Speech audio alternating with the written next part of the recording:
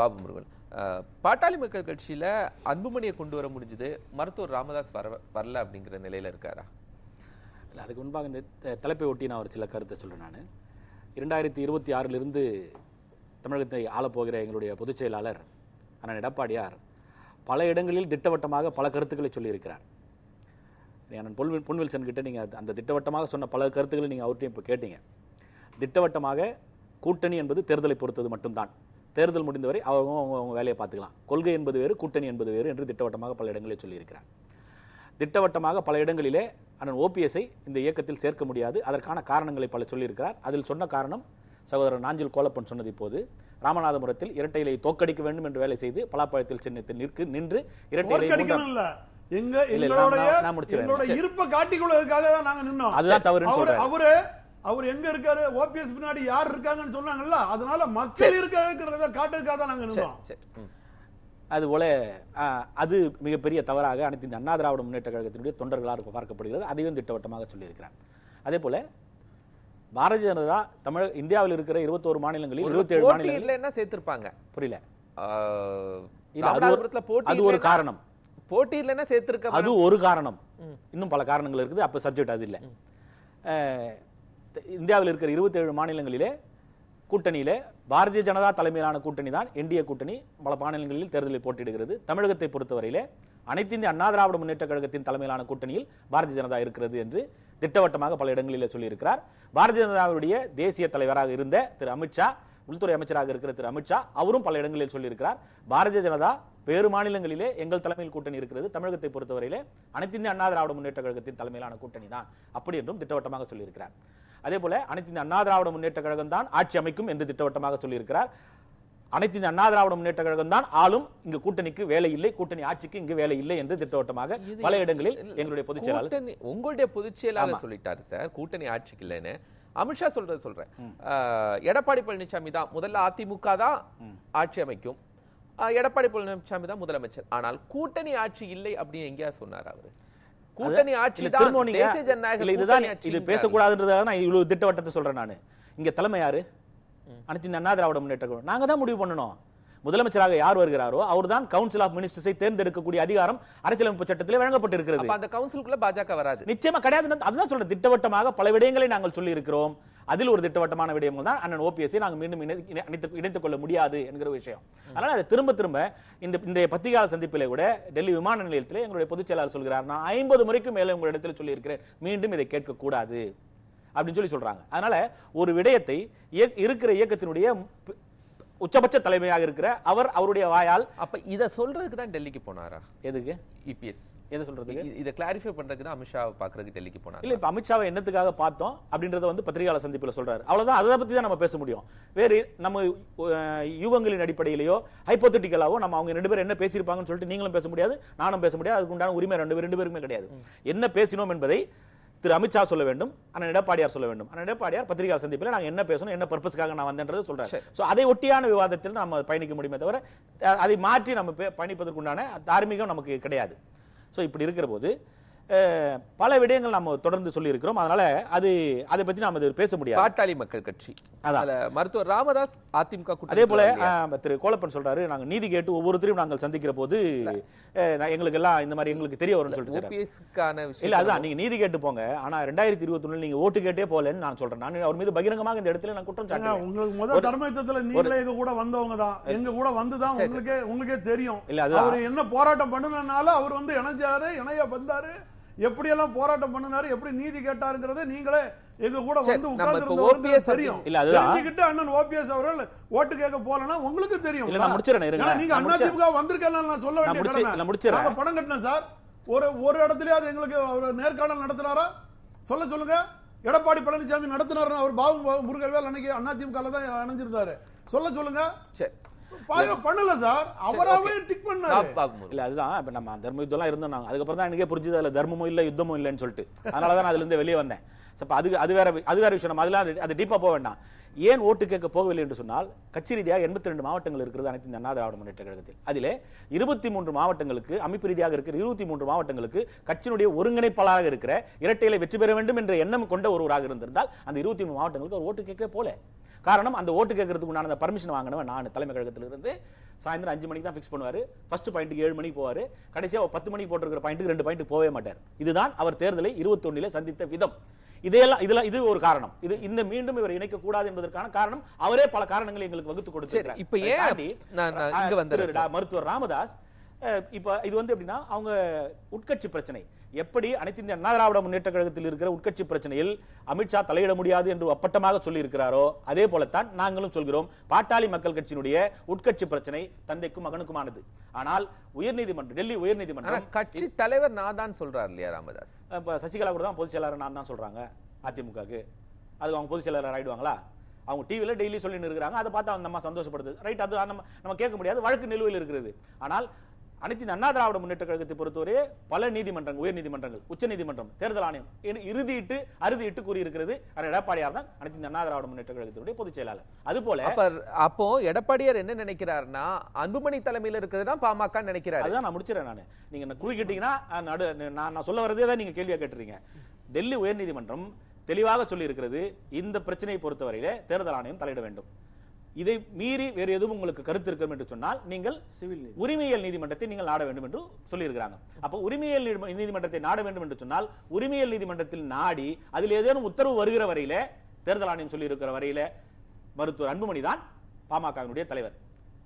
சின்னத்தை பொறுத்தவரையிலே தற்போது அங்கீகாரம் இல்லை என்கிற அந்த சூழ்நிலையிலே சின்னத்தை பொறுத்தவரை தேர்தல் ஆணையம் முடிவு செய்யும். ஆனால் அங்கீகாரம் இல்லை என்று சொன்னாலும் அடுத்து வருகிற 6 ஆண்டுகளுக்கு ஏற்கனவே எந்த சின்னத்தில் அவர்கள் போட்டியிட்டார்களோ அந்த சின்னம் ஒதுக்குவதற்குண்டான வாய்ப்பு இருக்கிறது தேர்தல் ஆணையத்தினுடைய மக்கள் பிரதிநிதித்துவ சட்டத்தின் அடிப்படையில். அப்ப மாம்பழம் சின்னம் அவர்களுக்கு உறுதியாக இருக்கும். அதனுடைய தலைவராக மருத்துவர் அன்புமணி இருக்கிறார். இது விஷயம். இதுதான் இது சட்டத்தின் அடிப்படையில் நடந்த ஒரு பிளவுபட்ட பாமக அப்படின்னு பார்க்கும் போது ராமதாசும் இந்த கூட்டணிக்குள்ள வரல, ஓட்டு பெருசா வட தமிழகத்தை சேவடையும்ல. இல்ல, நம்ம அந்த மாதிரி நம்ம பார்க்க வேணாம். என்ன காரணம்? இப்ப அனைத்து இந்திய அண்ணா திராவிட முன்னேற்ற கழகத்தை பொறுத்தவரையிலே இந்த இயக்கத்தை வெளியேறி சென்று பல தேர்தலை சந்திக்க வேண்டும் என்று முயற்சி செய்து கூட்டம் வரல, பொதுக்கூட்டம் நடத்துறாரு சேலத்தில், அந்த இடத்துல கூட்டமே வரல, போன் நோண்டாங்க அதிமுக சொல்லி சகோதரர் கோலப்பன் சொன்னாரு. திருச்சியில கூட்டம் நடத்தணும்னு சொல்லி கூட்டமே வேணாம்னு சொல்லி கேன்சல் பண்ணுவாங்க. அதனால அவங்க இதை பத்தி பேசக்கூடாது. அப்படி இருக்கிற போது கூட்டம் நடத்துறாங்க. இல்ல கேன்சல் ஆகி போச்சு.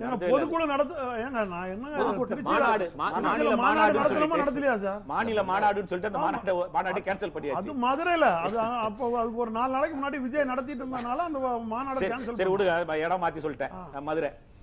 அதனால அந்த மாதிரி இருக்கிற போது சின்னம் எங்க இருக்கிறது? ஹார்ட் கோர் பார்ட்டி மேன் சொல்லுவாங்க இல்லையா, அடிப்படை இந்த இயக்கத்தினுடைய ஒரு கொள்கையை பிடிப்புள்ள, இந்த இயக்கத்தின் மீது மாறா பற்று கொண்டிருக்கிற ஒருவன் ஒரு இயக்கத்தில் பிளவு ஏற்பட்டாலும் இயக்கத்தில் இருக்கக்கூடிய அந்த தலைமையின் மீது, விசுவாசத்தின் மீது ஏதேனும் சந்தேகம் கற்பிக்கிற போதும் அந்த இயக்கத்திலிருந்து மாற மாட்டான். அந்த சின்னம் எங்க இருக்கிறதோ அதுதான் அவனுடைய இயக்கம். அதுதான் அனைத்து இந்த அண்ணா திராவிட முன்னேற்ற கழகத்தில் தற்போது நடந்து கொண்டிருக்கிறது. அதே நிலைப்பாடு தான் பாமகவிலும் நடைபெறும். சின்னம் எங்க இருக்கிறது, கட்சி எங்க இருக்கிறது, ராமதாஸ் எங்க இருக்காருன்னு பார்க்க மாட்டாங்க. அந்த மாதிரி பாமக அதிமுக அதுதான் அதிமுக ஒப்பிட்டு நாங்க வரேன். நான் எந்த இயக்கமானாலும் அப்படின்னு ஒரு ஜெயலலிதா இருக்கிறாங்க, ரெட்டையில இந்த பக்கம் இருக்குன்னா ரெட்டையிலைக்கு தான், ஜெயலலிதாக்கு இல்ல. இது லீடர்ஷிப் வர்ஷிப் சார்ந்தது இல்ல பாமக. இங்க கட்சியை துவங்கியவர் ராமதாஸ், என்னால் தான் சேர்க்கப்பட்டது, நான் தான் 96,000 கிராமங்களுக்கு சென்று இந்த கட்சியை வளர்த்திருக்கேன் அப்படிங்கும் போது ஒவ்வொருவருக்கும் தெரிந்த தலைவர் இல்ல. அதுதான் சொல்றேன். நீங்க அதை இன்னொரு கட்சியோட நீங்க ஒப்பிட முடியாது. அந்த தலைவர் தான், அந்த நிறுவனர் தான் ஒரு பொதுக்குழுவை கூட்டி இனி இவர்தான் தலைமை பொறுப்பில் இருப்பார், இனி இவர்தான் இந்த இயக்கத்தை வழிநடத்துவார் என்று அடையாளம் காட்டியிருக்கிறார். இப்ப மாத்திட்டாரு. அதுதான் ரெண்டு பேர் தந்தை. அதுதான் முதல்ல சொல்றேன் நான். நீங்க புரிஞ்சுக்கவே மாட்டேங்கிறேன் என்னோட பேச்ச. தந்தை மகனுக்குமான பிரச்சனை அது. ஆனால் இயக்கத்தை தந்தை மகனுக்கு தாரை வார்த்து கொடுத்திருக்கிறார். மகன் சிறப்பாக அந்த இயக்கத்தை வழிநடத்தி சென்று கொண்டிருக்கிறார். இப்ப சட்ட ரீதியாக சில சிக்கல்கள் வந்து கொண்டிருக்கிறது. அந்த சட்ட ரீதியான சிக்கலும் உயர்நீதிமன்றம் ஒரு வழிகாட்டுதலை கொடுத்திருக்கிறது. நீங்கள் இதில் போல் உங்களுடைய தீர்வை நீங்கள் பெற்றுக்கொள்ளலாம் என்று சொல்லி, அப்படி அந்த தீர்வு வருகிற வரையிலே, உரிமையியல் நீதிமன்றத்தில் உத்தரவு வருகிற வரையிலே, டெல்லி உயர்நீதிமன்றம் சொன்னிருக்கிற தீர்ப்பும் தேர்தல் ஆணையம் கொடுத்திருக்கிற அந்த ஒப்புதலும் தான் கடைசி வரைக்கும் செல்லுபடியாகும். அப்படி பார்க்கிற போது சட்டப்படியா பாமக இன்றைக்கு மருத்துவர் அன்புமணி இடத்துல இருக்கிறது. அவ்வளவுதான்.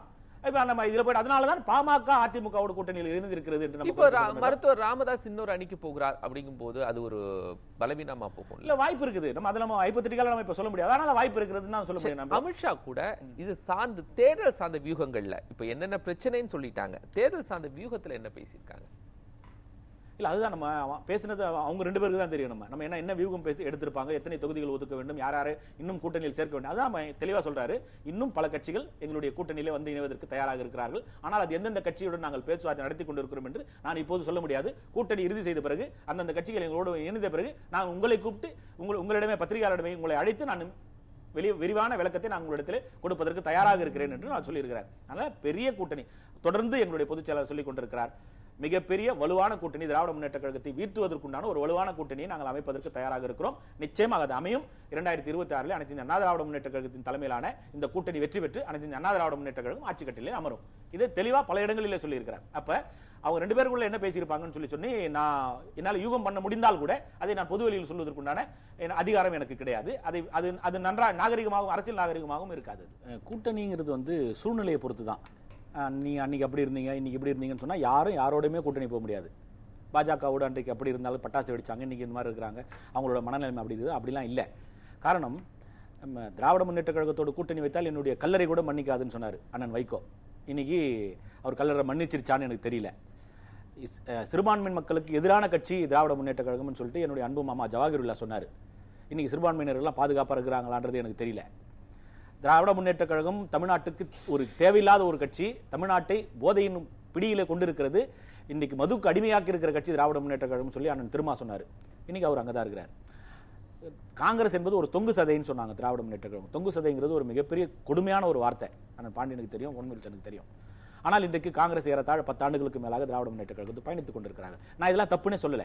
அன்றைக்கு இருந்த சூழ்நிலை அன்றைக்கு அவர்களை அப்படி பேச வைத்திருக்கிறது. இன்றைக்கு வேறு விதமான சூழ்நிலை மாறி இருக்கிறது. அவர்கள் தேர்தல் கூட்டணி வைத்து பயணித்துக் கொண்டிருக்கிறார்கள். அப்படி பாஜகவோடு அன்றைக்கு நீங்கள் வெறுப்பில் இருந்தீர்கள், அன்றைக்கு நீங்கள் வெளியே வந்தீர்கள், பட்டாசு வெடித்தீர்கள், இனிப்பு கொடுத்தீர்கள். ஆனால் நாங்களா சொன்னோம் 2029 31 கிடையாது, நாங்களா சொன்னோம். இல்ல அதுதான் பொதுச் செயலாளர் அந்தஸ்துல இருக்கவர் தானங்க சொன்னாரு. இல்ல இப்ப நான் தமிழ்ல தானே பேசுறேன். ஆமா, புரியும். தமிழ்ல தான் பேசுறீங்க. ஆனா நாங்க வந்து கட்சிக்காரங்கள நாங்க கேட்க வேண்டிய கடமையில ஒரு டவுட் ஆயிடுச்சு. கீழ்மட்டத்துல இருக்கிறவன அடிக்க விட்டு வேதனை விட்டு 2024ல உள்ளுக்குள்ள ஒரே பூத்துக்குள்ள சண்டையை போட விட்டுட்டு இன்னைக்கு நாங்க ஒட்டிக்கிடுவோம் சொன்னா எவங்க சேருவான்? அதனால நம்ம திரும்ப அது போக வேண்டியதில்லை. ஸோ அதனால இதுதான் ஒரு நீண்ட விளக்கம். இது தேர்தலுக்கான ஒரு சூழ்நிலையை பொறுத்து தான் வந்து யார் யாரோடு சேர்கிறார்கள், யார் யாரோடு விலகி செல்கிறார்கள் என்பது. பிரதானமாக யார் யாரை சேர்கிறார்கள் என்று சொன்னால் யாரை வீழ்த்த வேண்டும் பேருக்கும் கணக்கு சொன்னீங்க. ஆனா அதிருப்தியாளர்களை ஒன்றிணைக்கிறதுல நாங்க முடியாதுன்னு சொல்றீங்க. அதுதான் சூழ்நிலைங்கிறது. எங்களுடைய சூழ்நிலை தேவையில்லை, நாங்கள் பலமாக, அதையும் சொல்றாருல்ல இன்னைக்கு பத்திரிகையாளர் சந்திப்பு. நீங்க அதை கவனிச்சீங்கன்னு எனக்கு தெரியல. அனைத்து அவங்கள சேர்த்தா இன்னும் பலமா இருப்பீங்க. இல்ல இப்போது அனைத்து அண்ணா திராவிட முன்னேற்ற கழகம் பலமாக இருக்கிறது, சேர்க்க வேண்டிய அவசியம் இல்லைன்னு சொல்றாரு. பலமாக இருக்கு யார் சொல்றாருன்னா கட்சியினுடைய பொதுச் செயலாளர் சொல்றாரு. நாங்க பலமா தான் இருக்கிறோம். நிரூபிச்சு காட்டல சார். ஒரு தேர்தலையும் கட்சியினுடைய பொதுச் செயலாளராக வந்த பிறகு எந்த தேர்தலையுமே நிரூபிச்சு காட்டல. 91ல நான் முடிச்சிருங்க, நான் சொல்லிடுறேன். 91ல 24% தான் வாக்கு வாங்கிச்சு திராவிட முன்னேற்ற கழகம். 96ல ஆட்சி அமைத்தது. 96ல 26% தான் அனைத்து அண்ணா திராவிட முன்னேற்ற கழகம் வாங்கியது. ஆனால் 98லேயே மீண்டும் மிகப்பெரிய வெற்றி அம்மா பெற்று காட்டினார்கள். சார் அது அம்மா புரட்சி தலைவி அம்மா சார். ஏங்க இருங்க, நாங்க என்ன தப்பா சொல்றோம்? அதான் அம்மா சொல்றோம். அம்மாவே கட்சி உடைச்சா எல்லாத்துக்கும் இருங்க, உட்கார வச்சு இப்படி எல்லாம் பேசாதீங்க. பத்திரிகையாளர்களை வச்சு பேசுங்க. அது நாடி நரம்புல முறுக்கி ஏறி கிடக்கு சந்தோஷம் கட்சி. நீங்க வந்து அம்மாவையும் எடப்பாடி பழனிசாமி ஒட்டிச்சு வச்சு பேசாதீங்க. அதே போல எடப்பாடியார் அனைத்து இந்த அண்ணா திராவிட முன்னேற்ற கழகத்தின் பொதுச் செயலாளராக பதவியேற்றதுக்கு பிறகு சந்தித்திருக்கிற ஒரே பொது தேர்தல் 2024ஆம் ஆண்டு நாடாளுமன்ற தேர்தல் தான். எந்த இடைத்தேர்தலும் சந்திக்கல. அதுக்கப்புறம் எங்க வந்துச்சு? 24 அப்புறம் எங்க வந்தது? 24 பொது தேர்தல் அதுக்கப்புறம் வந்துச்சு. அதனால ஒரே ஒரு தேர்தல் தான் பொதுச் செயலாளராக எடப்பாடியார் பதவியேற்றதுக்கு பிறகு நாங்கள் வெற்றி வாய்ப்பு இழந்திருக்கிறோம். 26ல நீங்க பாருங்க, அதுக்கப்புறம் நீங்க பேசுங்க, என்னால பதில் சொல்ல முடியும்.